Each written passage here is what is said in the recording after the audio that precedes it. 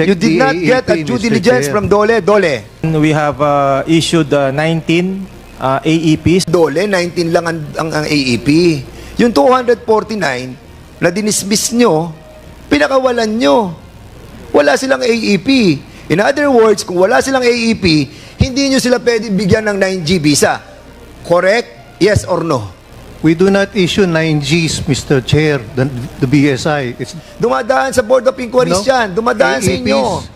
You were not a former commissioner of the BOI? Never. Ayan o. Are you Rolando de Ledesma? Saying that all these Chinese became Filipino. Pilipino. Mga peking Pilipino na pinalulusot nila. Yung mga peking AEP. Dinismiss nila yung kaso, pinakawalan nila 249 ng mga Chinese na ngayon kasalumuhan natin, yung mga foreigners na yon. Kakabigi lang balitang ito. Let's watch the full story.